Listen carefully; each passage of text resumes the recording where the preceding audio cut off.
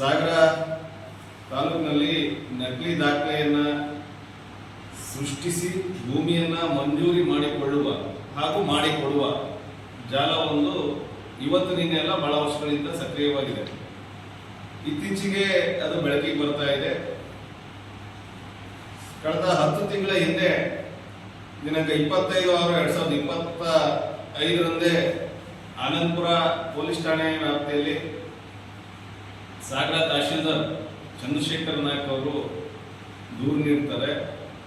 ಸುಮಾರು 4 ರಿಂದ 5 ಜನ ವ್ಯಕ್ತಿಗಳ ಮೇಲೆ ದೂರು ನೀಡ್ತಾರೆ. ಈ ರೀತಿ ಸರ್ಕಾರಿ ದಾಖಲೆ, ನಕಲಿ ದಾಖಲೆಯನ್ನು ಸೃಷ್ಟಿ ಮಾಡಿ ಸರ್ಕಾರಿ ದಾಖಲೆಗಳನ್ನು ಸೇರಿಸಿ ಸರ್ಕಾರಿ ಭೂಮಿ ಮತ್ತು ಅರಣ್ಯ ಭೂಮಿಯನ್ನ ಮಂಜೂರಿ ಮಾಡಿಕೊಂಡು ಏನು ಒಂದು ಸುಳ್ಳು ಪ್ರಕರಣವನ್ನ ಸೃಷ್ಟಿ ಮಾಡಿದ್ದಾರೆ ಅಂತೇಳಿ, ಸುಳ್ಳು ದಾಖಲೆಯನ್ನು ಸೃಷ್ಟಿ ಮಾಡಿದ್ದಾರೆ ಅಂತೇಳಿ ನಾವು ಅವತ್ತು ಜಿಲ್ಲಾ ಕೇಂದ್ರದಲ್ಲಿ ಒಂದು ಸುದ್ದಿಗೋಷ್ಠಿ ಮಾಡಿ ಸರ್ಕಾರವನ್ನ ಒತ್ತಾಯಿಸಿದ್ವಿ, ಇದು ಉನ್ನತ ಮಟ್ಟದ ತನಿಖೆ ಆಗಬೇಕು ಅಂತೇಳಿ. ಆ ನಂತರ ಜಿಲ್ಲಾ ಉಸ್ತುವಾರಿ ಮಂತ್ರಿ ಹಾಗೂ ನಮ್ಮ ಶಾಸಕರು, MLC ಎಲ್ಲರೂ ಇದ್ದಂತ ಒಂದು ಸಭೆಯಲ್ಲಿ ಪ್ರಸ್ತಾಪ ಮಾಡ್ತೇವೆ. ಅವತ್ತು ಕೂಡ ಒತ್ತಾಯ ಮಾಡ್ತೇವೆ ಇದು ತನಿಖೆ ಆಗಬೇಕು ಅಂತೇಳಿ. ಇವತ್ತಿನವರೆಗೂ ಕೂಡ ಅದನ್ನು ಗಂಭೀರವಾಗಿ ಆಡಳಿತ ಪರಿಗಣಿಸಲಿಲ್ಲ. ಕಳೆದ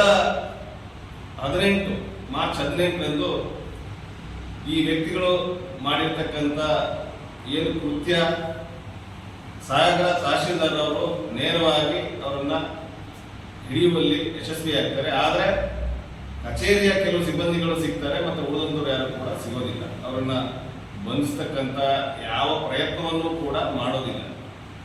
ಹಾಗೆ ಅವರು ಅವತ್ತೇ ಪ್ರಕರಣವನ್ನು ದಾಖಲು ಮಾಡ್ತಾರೆ. ಎಲ್ಲರ ಮೇಲೂ ಕೂಡ ಪ್ರಕರಣ ದಾಖಲಾಗ್ತದೆ. ಆ ನಂತರ ನನಗೆ ಅನುಮಾನ ಕಾಡಿದ್ದು, ನಮ್ಮ ತಂಡದಲ್ಲಿ ಕೆಲವರಿಗೆ ಅನುಮಾನ ಕಾಡಿದ್ದು, ತಹಶೀಲ್ದಾರ್ಗಳು ಅವರ ವರ್ಗಾವಣೆ ಖಚಿತ ಆದ ತಕ್ಷಣ ಈ ತರದ ವಿಚಾರಗಳನ್ನ ಬೆಳಕಿಗೆ ತರಲಿಕ್ಕೆ ಹೋಗ್ತಾರೆ. ಅಲ್ಲಿವರೆಗೆ ಯಾಕೆ ಅವ್ರ ಗಮನದಲ್ಲಿ ಇರಲಿಲ್ವೇ? ರಶ್ಮಿ ಅವರು ಇದ್ರು, ನಾವು ಹಿಂದಿನ ಬಾರಿ 10 ತಿಂಗಳ ಹಿಂದೆ ನಡೆದಿರೋ ವಿಚಾರವನ್ನು ಚರ್ಚೆ ಮಾಡಿದಾಗ. ಆದಾಗ್ಯೂ ಕೂಡ ನಾನು ಒಬ್ಬ ಹೆಣ್ಮಗಳಾಗಿ ಒಂದು ಸಾಹಸವನ್ನು ಪ್ರದರ್ಶನ ಮಾಡಿದ್ರು ಅನ್ನೋ ಒಂದು ದೃಷ್ಟಿಕೋನದಲ್ಲಿ ಅವರಿಗೆ ಈ ಸಂದರ್ಭದಲ್ಲಿ ಅಭಿನಂದನೆಯನ್ನ ಸಲ್ಲಿಸ್ತೇನೆ. ಏನಿಲ್ಲ, ತಾಲೂಕು ಅಷ್ಟೇ ಅಲ್ಲ, ನಮ್ಮ ಜಿಲ್ಲೆ ಅಷ್ಟೇ ಅಲ್ಲ, ಬೇರೆ ಬೇರೆ ಜಿಲ್ಲೆಯಲ್ಲೂ ಕೂಡ ಇವರು ಸಕ್ರಿಯವಾಗಿ ಈ ಕಳ್ಳ ವ್ಯವಹಾರವನ್ನ ನಡೆಸ್ತಾ ಬಂದಿರತಕ್ಕಂಥದ್ದು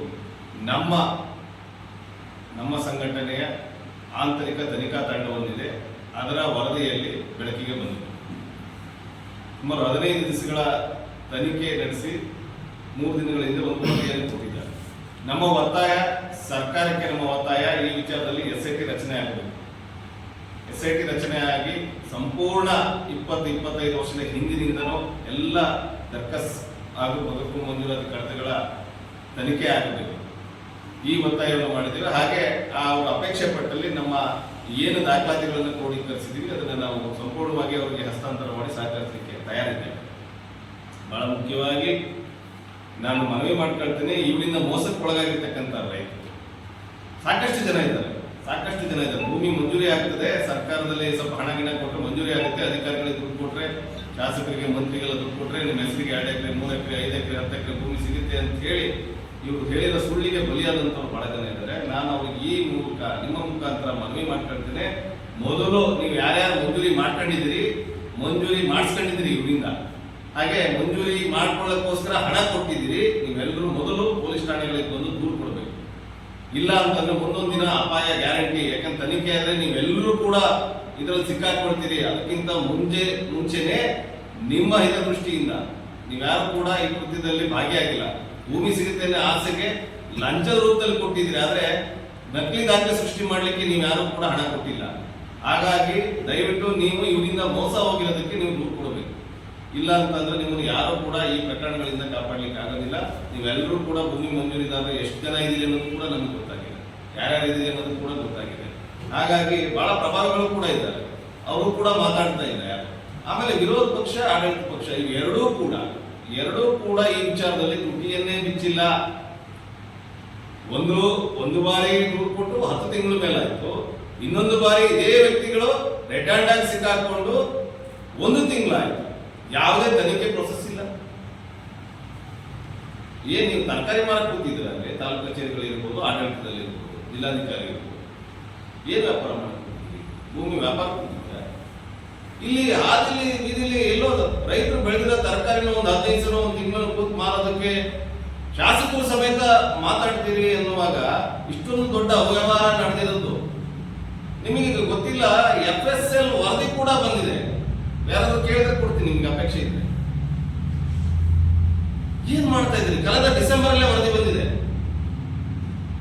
ಯಾರೋ ಪಾಪಿ ಪ್ರದೇಶಗಳು 1/4 ಎಕರೆ 1/2 ಎಕರೆ ಭೂಮಿಯನ್ನು ಒತ್ತುವರಿ ಮಾಡಿ ಕೃಷಿ ಮಾಡಿದ್ರೆ ಅದನ್ನ ಪೌರುಷ ತೋರಿಸಲಿಕ್ಕೆ ಹೋಗ್ತಕ್ಕಂಥ ಈ ಅಧಿಕಾರಿಗಳು ನಮಗೂ ಇದಕ್ಕೂ ಸಂಬಂಧವೇ ಇಲ್ಲ ಅನ್ನೋ ಹಾಗೆ ಮೌನಕ್ಕೆ ಶರಣಾಗಿದ್ದಾರೆ. ಜಾಣ ಮೌನ. ಹಾಗಾದ್ರೆ ಎಲ್ಲರಿಗೂ ಅವ ಮುಖಾಂತರ ಮಂಜೂರಿ ಮಾಡಿಸ್ಕೊಳ್ತೀವಿ ನಾವು. ನಮ್ಮ ರೈತರೆಲ್ಲ ಬಿಟ್ಬಿಡಿ.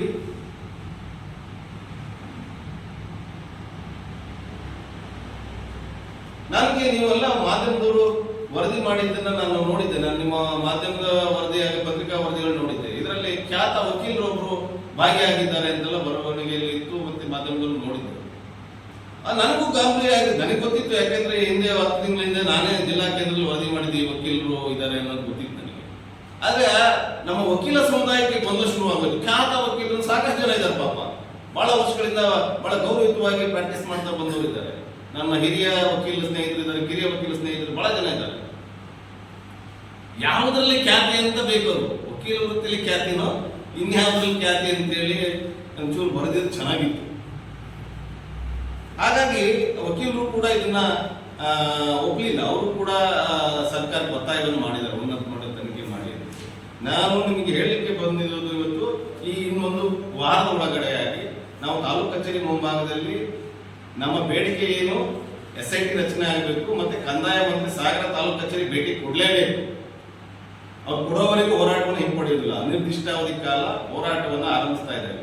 ತಮ್ಮ ಮುಖಾಂತರ ನಾವು ಸರ್ಕಾರಕ್ಕೆ ಮತ್ತೆ ನಮ್ಮ ರೈತ ಬಾಂಧವರಿಗೆ, ಜನಸಾಮಾನ್ಯರಿಗೆ ವಿಷಯ ತಲುಪಿಸಲಿಕ್ಕೆ ಬಂದಿದ್ದೇವೆ. ಹಾಗಾಗಿ ತಾವೆಲ್ಲರೂ ಕೂಡ ಸುದ್ದಿ ಮಾಡಿ ಈ ವಿಚಾರವನ್ನ ಜನರಿಗೆ ತಲುಪಿಸಬೇಕು. ಅನೇಕ ಮುಳುಗಡೆ ಭೂಮಿ ಕಳ್ಕೊಂಡಂತ ಬೇಕಾದಷ್ಟು ತಾಲೂಕಿನಲ್ಲಿ ಸಾಗರ ನಗರದಲ್ಲೂ ಕೂಡ ಅವ್ರು ಯಾರಿಗೂ ಭೂಮಿ ಸಿಕ್ಕಿಲ್ಲ, ಇನ್ನೂ ಒದ್ದಾಡ್ತಾ ಇದ್ದಾರೆ. ಅಂತದ್ರಲ್ಲಿ ಅವರ ಹೆಸರಿನಲ್ಲಿ ಬಹಳಷ್ಟು ಭೂಮಿ, ಒಬ್ಬೊಬ್ಬರೇ 20 ಎಕರೆ 30 ಎಕರೆ, ಅವ್ರು ಕೃಷಿಕರು ಅಲ್ಲದೆ ಇರೋರಿಗೆಲ್ಲ ಆಗಿದೆ, ಕೃಷಿ ಮಾಡದೇ ಇರೋರಿಗೆಲ್ಲ ಮಾಡ್ಕೊಟ್ಟಿದ್ದಾರೆ. ಸಂತೆಯಲ್ಲಿ ಜಾತ್ರೆ ಐಟಮ್ ಬರಲ್ಲ. ಆ ರೀತಿ ಸರ್ಕಾರಿ ಭೂಮಿ ಮತ್ತೆ ಈ ಅರಣ್ಯ ಭೂಮಿಯನ್ನ ನಕಲಿ ದಾಖಲೆಯನ್ನು ಸೃಷ್ಟಿ ಮಾಡಿ ಅದು ಸರ್ಕಾರಿ ದಾಖಲೆಯಾಗಿ ಓಡಿಸ್ತಕ್ಕಂಥ ಖ್ಯಾತಿ ಏನು ಪರಿಣಿತಿ ಇದೆಯಲ್ಲ, ಸಾಮಾನ್ಯ ಅಲ್ಲ. ನಾವು ಕಾನೂನು ಪದವಿಯನ್ನ ನೊಂದವರಿಗೆ ನ್ಯಾಯ ಕೊಡಿಸಲಿಕ್ಕೆ ಬಳಸಿದ್ರೆ ಬಹಳ ಒಳ್ಳೆಯದು. ಈ ರೀತಿ ಕಳ್ಳತನಕ್ಕೆ ಬಳಸಿದ್ರೆ ಉಪಯೋಗ ಆಗೋದಿಲ್ಲ. ಬಹಳ ದೊಡ್ಡ ಸಂಕಷ್ಟಕ್ಕೆ ಸರ್ಕಾರವೇ ಸಿಲುಕಿಕೊಳ್ಳುತ್ತೆ. ನನಗೆ ಈ ಕ್ರಿಯಾಶೀಲ ಮಂತ್ರಿ ಬಗ್ಗೆ ಬಹಳ ಭರವಸೆ ಇದೆ. ಅವರು ಈ ವಿಚಾರವನ್ನ ಗಂಭೀರವಾಗಿ ಪರಿಗಣಿಸಬೇಕು. 10 ತಿಂಗಳ ಹಿಂದೆ ಇಂಥದ್ದೊಂದು ನಡೆದಿದೆ ಅನ್ನೋ ಮಂತ್ರಿ ಗಮನಕ್ಕೆ ಬಂದಿರಲೇಬೇಕು. 10 ತಿಂಗಳ ಹಿಂದೆ ತಹಶೀಲ್ದಾರೇ ಇಂಥದ್ದೊಂದು ನಕಲಿ ದಾಖಲೆ ಸೃಷ್ಟಿ ಮಾಡಿ DC ಡೈರೆಕ್ಷನ್ ಮೇಲೆ ದೂರು ಕೊಟ್ಟಿದ್ರು. ಅದು ಮಂತ್ರಿ ಗಮನಕ್ಕೆ ಹೋಗಿಲ್ಲ ಅಂತಂದ್ರೆ, ಎಲ್ಲೋ ಒಂದ್ ಕಡೆಗೆ ಹೋಗಿದೆ ಅಂತಂದ್ರೆ ಮಂತ್ರಿ ಮೇಲೆ ರಾಜೀನಾಮೆ ಕೊಡ್ಬೇಕು. ಮಂತ್ರಿ ಅವ್ರ ಗಮನಕ್ಕೆ ಬಂದಿದ್ರು ಕೂಡ ಅವ್ರು ಕ್ರಮ ತೆಗೆದುಕೊಳ್ಳಿಲ್ಲ ಅಂದ್ರೆ ಎರಡನೇ ಬಾರಿ ಆಗಿ 1 ತಿಂಗಳಾದ್ರೂ ಕೂಡ ಯಾರಿಗೂ ಕೂಡ ಇದು ದೊಡ್ಡ ವಿಚಾರ ಅನಿಸ್ತಿಲ್ಲ, ಇದು ಗಂಭೀರವಾದ ಪ್ರಕರಣ ಅನಿಸ್ತಿಲ್ಲ ಅಂತಂದ್ರೆ ಬಹಳ ಕಷ್ಟ ಇದೆ. ಹಾಗಾಗಿ ಈ ಖ್ಯಾತಿ ಪಡೆದಂಥವ್ರನ್ನ ಆದಷ್ಟು ಬೇಗ ಬಂಧಿಸ್ಬೇಕು. ಮುಂದೆ ಏನು ಕಾನೂನು ಕ್ರಮ ಓಡಿಸ್ಬೇಕು. ಬಂಧಿಸ್ಲಿಕ್ಕೆ ಬಿಡಿ, ಅವ್ರಿಗೆ ಬಂಧಿಸೋರಿಗೆ. ಯಾಕಂತಂದ್ರೆ ಹಿಂದಿನ ಬಾರಿ ಪ್ರಕರಣ ದಾಖಲು ಮಾಡಿ 1.5 ತಿಂಗಳು ತನಿಖೆ ಆರಂಭ ಮಾಡಲ್ಲ. 1.5 ತಿಂಗಳವರೆಗೂ ತನಿಖೆ ಆರಂಭ ಮಾಡಲ್ಲ. ಯಾಕಂದ್ರೆ ಅವರಿಗೆ ಸ್ಟೇ ತರಲಿಕ್ಕೆ, ತನಿಖೆಗೆ ತಡೆಯಾಜ್ಞೆ ತರಲಿಕ್ಕೆ ಇವರೇ ಬ್ಯಾಂಕಿಂದ ಸಪೋರ್ಟ್. ಯಾಕೆ ಅಂತಂದ್ರೆ ದೊಡ್ಡ ಅಧಿಕಾರಿಗಳು ಕೂಡ ಶಾಮೀಲಿದ್ದಾರೆ ಇದರಲ್ಲಿ. ಬಹಳಷ್ಟು ಜನ ಅಧಿಕಾರಿಗಳು ಕಂಪ್ನಿಯಿಂದ ಹೋಗ್ತಾರೆ ತನಿಖೆ ನಡೆದ್ರೆ. ಈಗ FSL ವರದಿ ಬಂದ ಮೇಲೆ ಅರಣ್ಯ ಅಧಿಕಾರಿಗಳು ಅದನ್ನು ಅಂಡಲ್ಲಿ ಇಟ್ಬಿಟ್ಟು ಮುಂದೆ ಕೂತಿದ್ದೆ. ಯಾಕೆ?